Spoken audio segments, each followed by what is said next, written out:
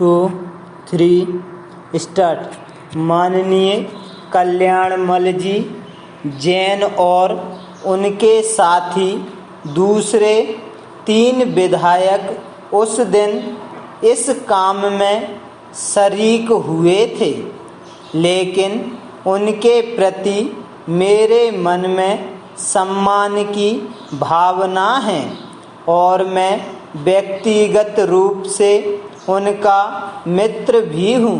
लेकिन इसके बावजूद मैं उनसे निवेदन करना चाहूँगा और जैसा श्रीमान ने स्वयं कहा कि केवल विशेष अधिकार का प्रश्न नहीं रह गया है, पर विशेष अधिकार तो बहुत छोटा प्रश्न होता है।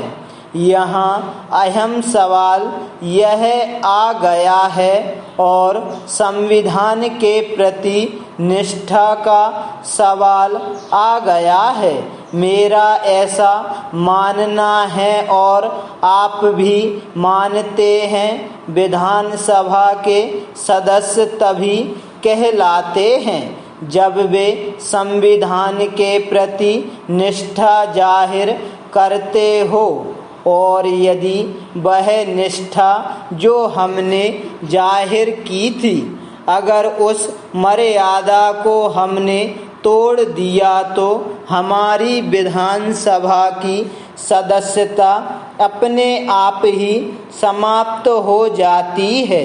उस दिन जो चर्चा हुई थी उस पर माननीय मुख्यमंत्री जी ने अपनी कोई राय जाहिर नहीं की, क्योंकि उनको अपनी मंशा जाहिर करने में कठिनाई हो रही होगी। इस प्रश्न पर कोई भी समझदार व्यक्ति, संविधान के प्रति निष्ठा रखने वाला, प्रजातंत्र में आस्था रखने वाला, इसके सिवाय दूसरी बात नहीं कहेगा कि माननीय सदस्य की सदस्यता समाप्त हो चुकी है।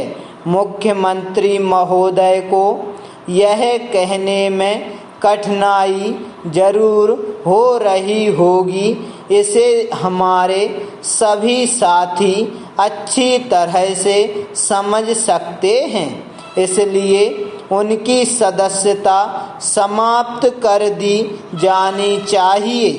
पैरा, श्रीमान कई बार मेरे सचिवालय में ऐसे पत्र, तार और संकल्पों की प्रतियां आदि खूब आती रहती हैं, जिन्हें नियमों के अंतर्गत याचिकाओं के रूप में स्वीकार नहीं किया जा सकता। उन्हें अभ्यावेदन ही मान लिया जाता है। इन अभ्यावेदनों को समिति के पास भेजकर पेश कर दिया जाता है और समिति उन पर विचार करती है, निर्णय करती है, अपना मत देती है, फिर उनका निराकरण किया जाता है।